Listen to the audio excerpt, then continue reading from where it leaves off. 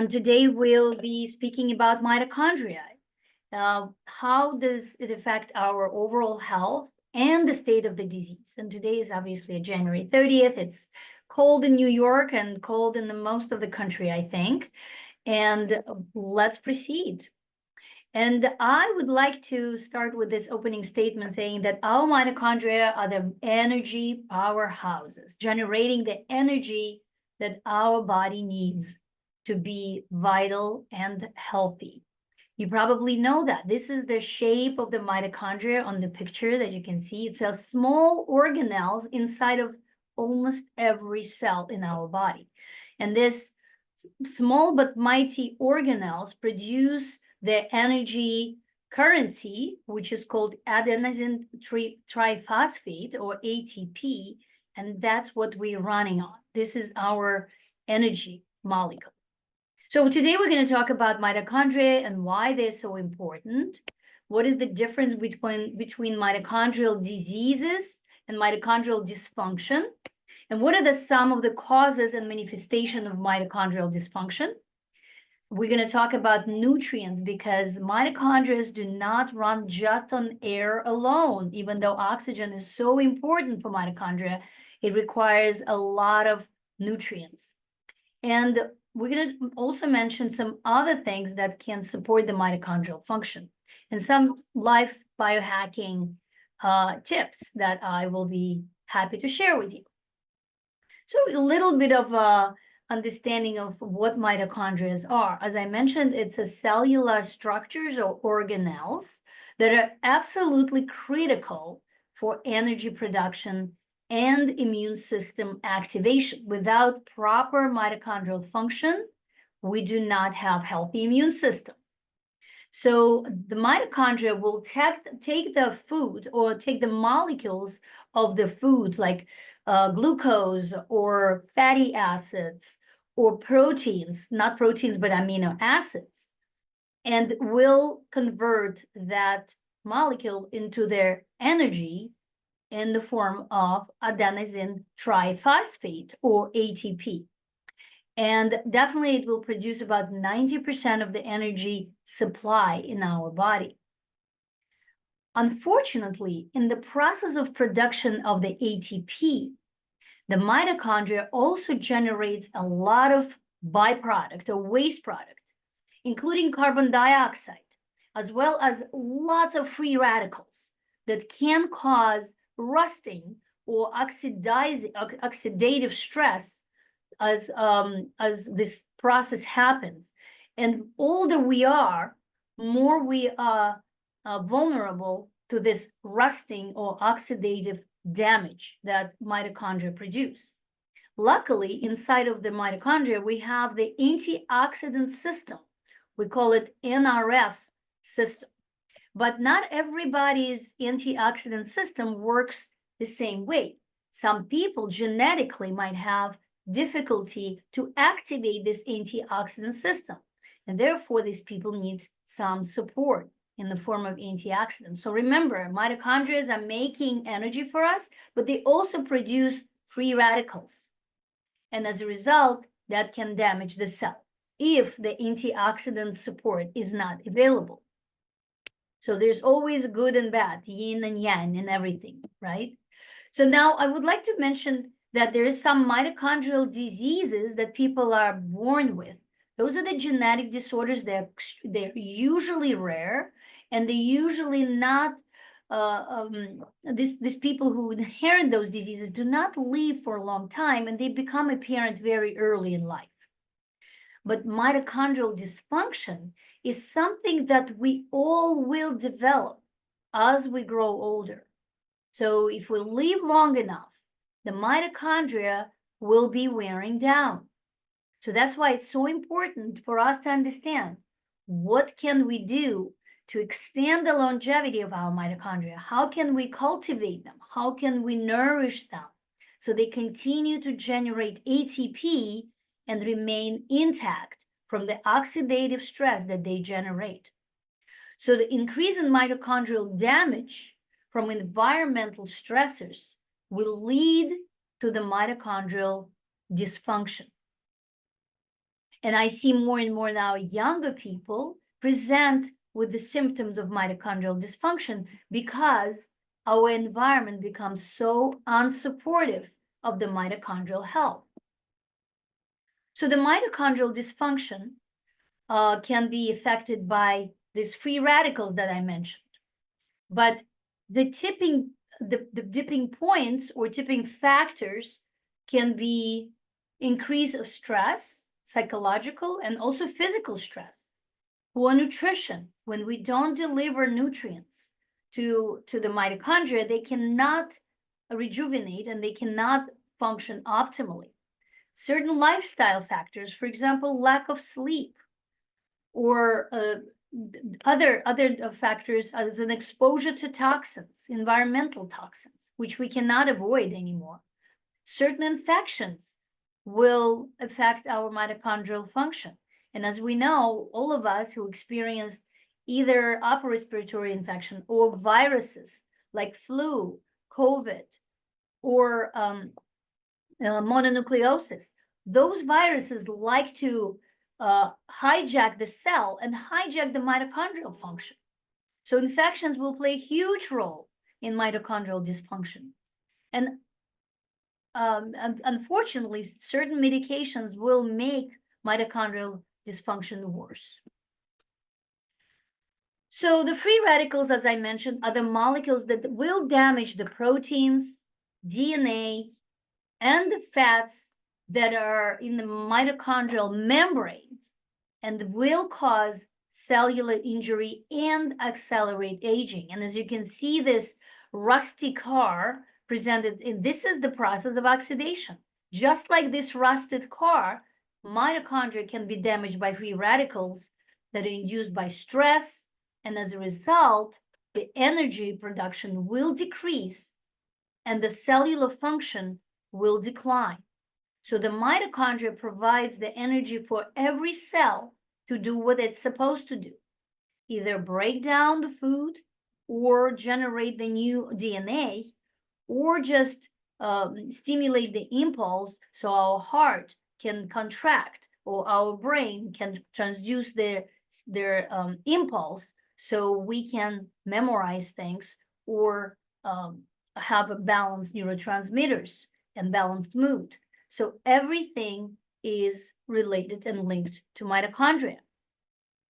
So what happened when our mitochondria are damaged and the function declines? As I mentioned, that every system in the body will require mitochondrial function.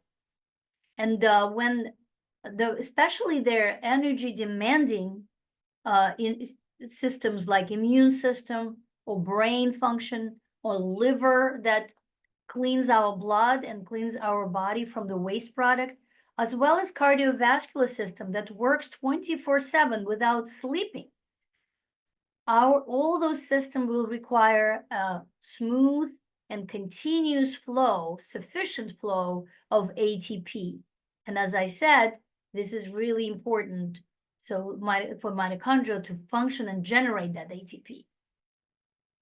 So what triggers the mitochondrial decline? As I mentioned, stress, poor nutrition, certain negative lifestyle factors, toxins, internal toxins as well as external toxins, and we're just aging. Aging will also decline the mitochondrial function. As a result, the mitochondrial function will decrease its efficiency, meaning that it will still generate ATP, but significantly less. And in the process of generating ATP, it will create more waste product, therefore increasing oxidative stress, increasing free radical production, and decreasing oxidative phosphorylation, the process of the ATP production. So we produce less ATP, but we create more smoke. It's like that bad gasoline that old cars is running on, right? It creates more smoke, but it doesn't run faster. With mitochondrial damage, we unfortunately get their destruction of mitochondrial DNA, and as a result, there's much more oxidative stress, and those free radicals start damaging lipids or fats that are that become a part that are a part of the mitochondrial membrane and cellular membrane. And as a result, the protein damage also occurs. So all the structures inside of the cell become little by little injured and damaged. And as a result, the mitochondrial membrane potential will decrease, the synthesis of the ATP molecules will be decreased, and mitochondrial uncoupling and heat production will be increased. So this is the cycle that you need to understand of what are intricate processes happening in the mitochondria as they do their job. So there's certain medications that will, unfortunately, deplete our mitochondrial function or even cause mitochondrial toxicity. Certain medication for seizures, really important, will cause a lot of mitochondrial damage, like valproic acid. Certain antiretroviral or HIV medications will cause a lot of damage to the mitochondria. They will cause peripheral neuropathy, liver dysfunction, myopathy, which is the damage of the muscles. Statins, some of the widely prescribed cholesterol-lowering medications, will cause a lot of mitochondrial damage because they deplete the production of CoQ10, of one of the most important nutrients. And some people who take statins are much more sensitive than others, and they will feel the muscle pain or myopathy almost immediately. It's actually depleting. It's a genetically dependent process. Even aspirin will cause a problem with their ATP production. So multiple antibiotics, obviously chemotherapy drugs, Tylenol, acetaminophen will also create oxidative stress. Even the good medication that we consider to be anti-aging, like metformin, will create lactic acidosis and can damage mitochondrial function, especially if there's a kidney problem. So beta blockers, life-saving, but also have a negative effect on mitochondria. And steroids, of course, also can deplete the function of mitochondria. So any medications can affect mitochondria. So when you take medicine, pharmaceutical medicine, please speak with your doctor about how your mitochondria will be affected by them. And if you do need to take pharmaceutical medication, make sure you support your mitochondria with a proper nutrition. That's why every patient on statin, if we cannot avoid statins and they need it to protect their cardiovascular system, then they must take CoQ10 because statins will block production of CoQ10. So how can you recognize the symptoms of mitochondrial dysfunction? We actually see a lot of mitochondrial dysfunction associated with this diagnosis, like chronic fatigue syndrome. Obviously, there's not enough energy. Whatever the reason for chronic fatigue syndrome, usually these people do have a mitochondrial dysfunction. Fibromyalgia, even allergies and asthma, autoimmune disorders strongly associated with mitochondrial dysfunction. Frequent infections. Remember that immune system requires tons of ATP to function properly. Obviously, if our immune system is impaired, we probably do not have enough ATP. Migraines and headaches, chronic infections like Lyme, mold, chronic mononucleosis. Alzheimer's disease is the disease of mitochondrial dysfunction in the brain, as well as Parkinson's disease. Variety of the cardiovascular disease and metabolic syndrome or metabolic disorders like diabetes or prediabetes or fatty liver, those diseases usually have a mitochondrial dysfunction as a part of them. And it's very, very important to think about mitochondria when we treat these chronic illnesses. So in functional medicine, we are ordering some very interesting tests to evaluate the mitochondrial function. First of all, as we already discussed, the mitochondria require tons of nutrients. So we do run a micronutrients panel that includes about 40 different nutrients, not just minerals and vitamins that are fat soluble and water soluble, like vitamin D, K, E, A, and a variety of the B vitamins. And we're looking at their content of these vitamins not only in the bloodstream, but also inside of their cell, call them intracellular nutrients, which is really important because what we store in our cells is our reserve. And it's important to have filled storage of the nutrients, because if we are in some stressful situation, that's what we rely on. We rely on our reserve. So we look at not just what's in the blood, but also what's in the storage inside of the cell. Not every conventional lab can test that. And then one of the most sophisticated tests is the organic acid test. We call it OAT, OAT, organic acid test. It's a urine test that looks at the metabolites of the different derivatives and nutrients that are generated by the mitochondria in the process of the Krebs cycle, when the molecule of the sugar is being broken down, and the derivatives of that breakdown we can measure in the urine. And if we see that there is accumulation of certain substances and depletion of others, it points us to some nutritional deficiencies. We also measure heavy metal testing, not just in the blood, which is the test for recent exposure or acute exposure. As I say, if you ate a tuna steak last night, and this morning we draw your blood, we might detect some elevation.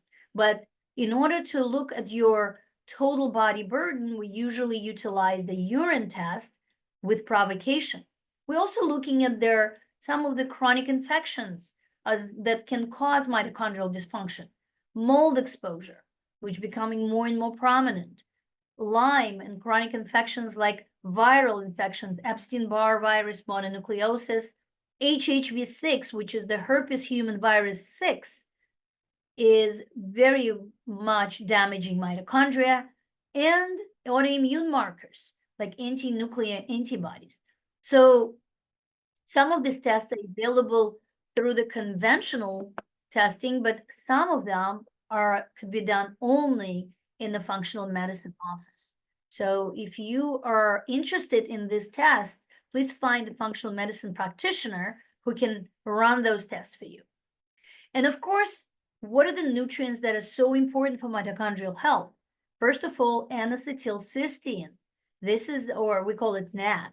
It is a precursor of glutathione, which is the most important antioxidants that is generated and protecting our mitochondria.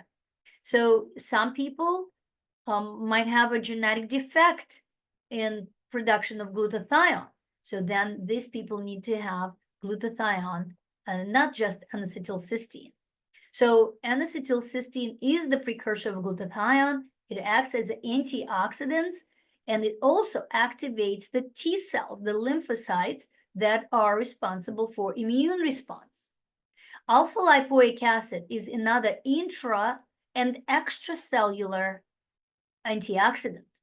It basically regenerates our own antioxidants and plays a huge role in anti-detoxification and minimizing oxidative damage that is produced by mitochondria. So really important nutrient to take on a regular basis. Acetyl L-carnitine supports the production of lymphocytes, which is their immune cells that mount the response to the infection, response of our immune system to the infection, and generates antibodies. It also increases the flow of free fatty acids to fuel mitochondria. As I mentioned earlier, mitochondria can intake glucose, amino acids, as well as the fatty acids. And fatty acids are excellent source of the energy production. And of course, omega-3 fatty acids, which is so anti-inflammatory. Don't forget to take your omega-3s because they're so important for your overall health, the reduction of the inflammatory noise in the body, but as well as promote healthy mitochondrial and immune function. Of course, mitochondria also need some multivitamins, vitamin B, magnesium, vitamin D. All of those things are so important for proper functioning of the mitochondria. And guess what? All those nutrients can be taken as a one multi-nutrients. We call it powerhouse multi. And the powerhouse because it supports mitochondria. So obviously it has multiple nutrients that I mentioned, and that's why you can't put all of those nutrients in one pill. But taking it 2 pills twice a day usually gives you a significant support for your mitochondria. Let's talk about the case presentation of chronic fatigue syndrome.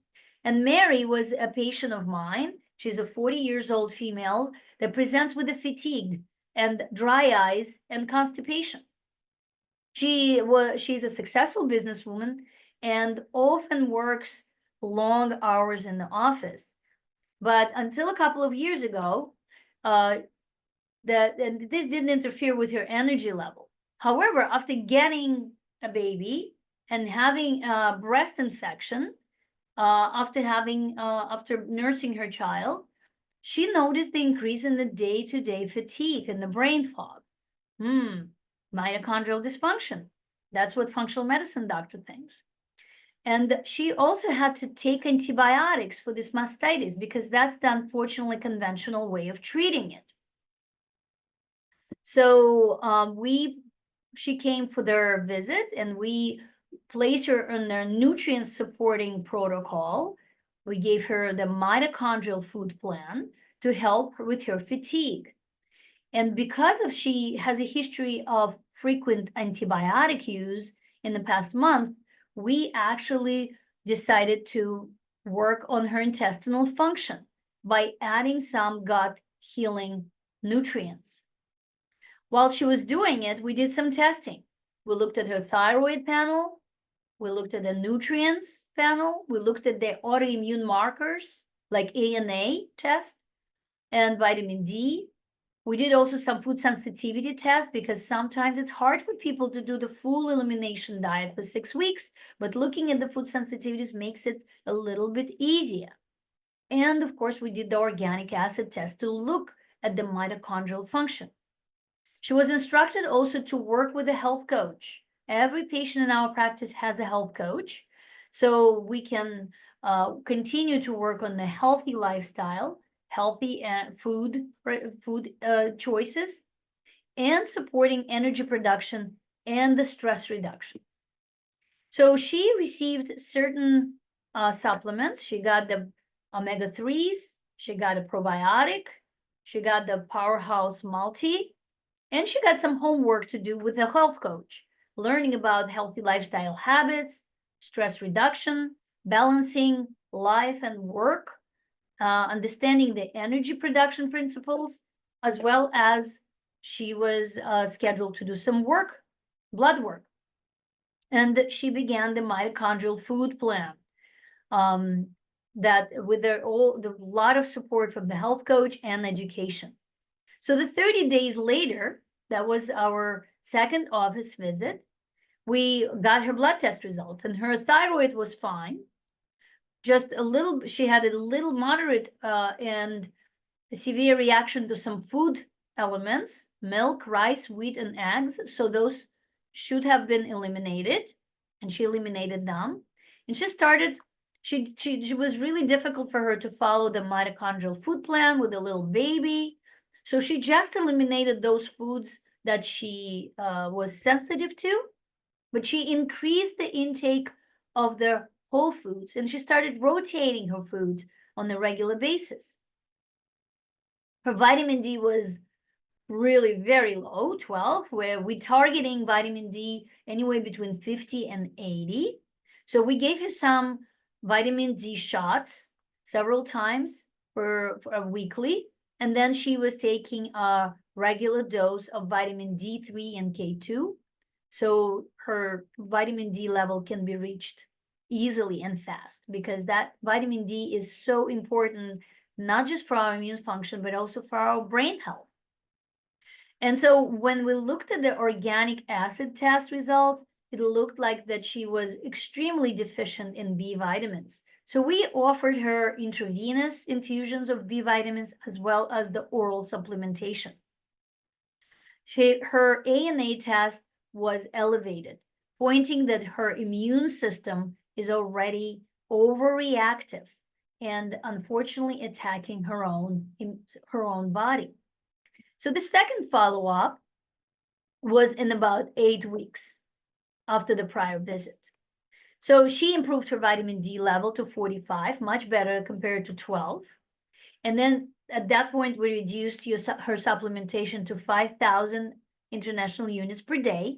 Her ANA started improving slowly but surely. From 1 to 320, it went down to 1 to 280. But she was still experiencing a significant amount of fatigue. Then we proceeded with their digestive function and looking at the possible underlying infections. We did the stool test for her, and it came back positive for yeast. Remember, she had that history of antibiotics. Unfortunately, in our conventional training, nobody taught us that when we take antibiotics, we should also take probiotics and antifungal medications. So when people don't do that, sure enough, the yeast is growing in the gut, and yeast can be extremely debilitating to our mitochondria. So she was found to have yeast as well as the parasites that were eating all of her nutrients. So in addition to that, she had increased markers for leaky gut. Zonulin is one of the markers that we test. Plus, she had antibodies to gluten, which is the protein containing in 3 major grains: wheat, barley, and rye. So we got this evidence of dysbiosis or imbalance of the bacterial flora and microbiome, and increased gut permeability or leaky gut, and the gluten sensitivity. So with those test results, she couldn't continue to eat gluten. So she had to stop eating gluten, at least temporarily, until she feels better. So we put her on a nutritional protocol for yeast and parasites elimination. And we usually use herbal preparations unless the disease is so severe that we need to go for antimicrobial medications, pharmaceuticals. So for 8 weeks, she was complying with this gluten-free, healing leaky gut, and improving microbial milieu. And so in 8 weeks, the new test results indicated that her vitamin D got even better. And now her ANA converted to negative, means that we stopped the process of leaky gut and we improved her immune system to a significant level, so her immune system stopped attacking herself. So in summary, so when she presented with these vague symptoms of fatigue, it could be indicating also just lack of sleep because she's a new mom, or thyroid function, or mitochondrial dysfunction, or chronic infections. It's just possibilities. Could be actually pretty significant. It could be exhaustive list of what to do. So, but step by step, we ruled out the problems. We found some nutritional deficiencies. We corrected them, and we identified the extent of the damage, which in her case was the beginning of autoimmune disorders.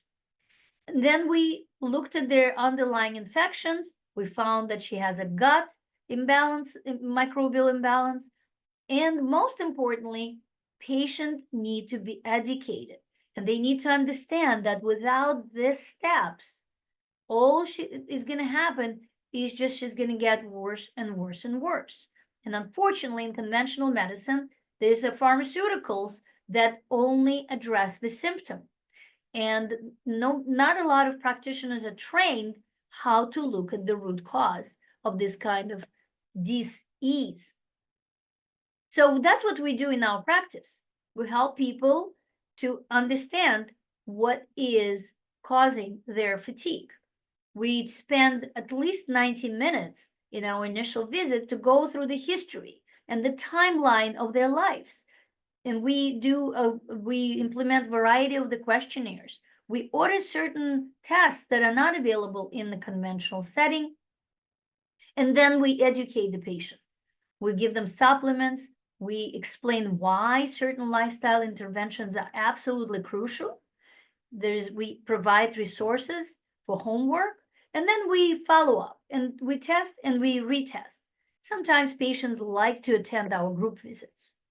I also would like to mention that mitochondrial function could be can be supported by basic 5 lifestyle habits that will power your mitochondria: exercises, stress management, food. Food is your medicine, optimal sleep, but also you can challenge your mitochondria by exposing yourself to extreme cold or extreme heat. So that's why sauna is so medicinal for us. And jumping into the cold shower is also extremely important. So remember to exercise, remember to sleep well, and take a sauna or a cold shower. That all improves your mitochondrial function. And recently in our practice, we added another amazing tool, which is the Weber laser therapy. So it's a laser that can be inserted and applied intravenously, as well as intra-articular. It's an old 20, 30 years old technology that came from Europe, and it's very popular in Europe. And this is my arm. Actually, I just got my second IV laser therapy to stimulate my mitochondria. So if you're interested in this treatment, please contact our office. But what does laser do? It's really stimulate their chromophores, which is their light sensitive particles inside of mitochondria, and that boosts the mitochondrial production and function. So the laser also has an anti-inflammatory properties, because we have 3 different lights right now. We have a red light that can be applied intravenously. We have the blue light that you can see right here that improves their circulation, as well can be combined with certain nutrients and have antimicrobial effect. As I mentioned, red light laser will reduce the inflammation.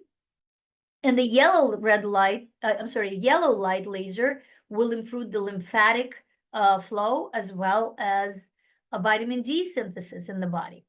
So very unique, very exciting piece of equipment that we just obtained for our practice. So if you haven't tried it yet, feel free to contact us. Get really interesting results. So, and also there's additional properties, improving oxygenation of the body and reduction of oxidative stress. Remember that oxidative stress, that rusting force that is always upon us as mitochondria generate energy. We need to quench that oxidative stress with antioxidants. So as you know, we have a fully functional IV suites in our office, where we can deliver B vitamins, variety of other nutrients. We help people to detoxify. We help people to hydrate. We help people to recover from the cold, flu, and much, much more. So keep in mind. And today, so this one was already featured, the Powerhouse Multi. Remember, it has everything that your mitochondria need, all in one bottle. And today because you're here, we're happy to offer you 15% off on this bundle. It's called Energy 15, that has all necessary nutrients: vitamin D, Powerhouse Multi, and omega-3 fatty acid. That is so important to maintain a flexible and mitochondrial membrane and cellular membrane. Another bundle is with B vitamins, N-acetylcysteine, which is the glutathione precursor, and again, omega-3 fatty acids cannot live without it.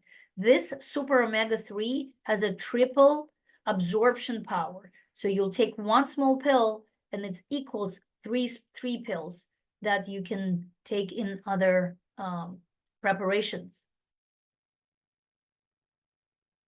So if you are new to our practice, you can take the quiz and send it to us, and maybe you'll be more enticed to become our patients. You can also follow us on the Facebook or subscribe to the YouTube channel. This recording will be in the YouTube channel, and you can find multitude of other small lectures that I pre-recorded in the past. So if you would like to know more, you can schedule a discovery call by clicking on this QR code. It's really easy, or just call our office. We always have someone answering the calls during the working hours. And of course, we're open to serve not only to you, but also to your friends and family, because friends don't want friends to go to the bed doctors. We always want to have healthy family members. And usually we serve the entire family. So mom usually comes first, then she brings the children, and then maybe she'll bring her husband, maybe, if he's open to it.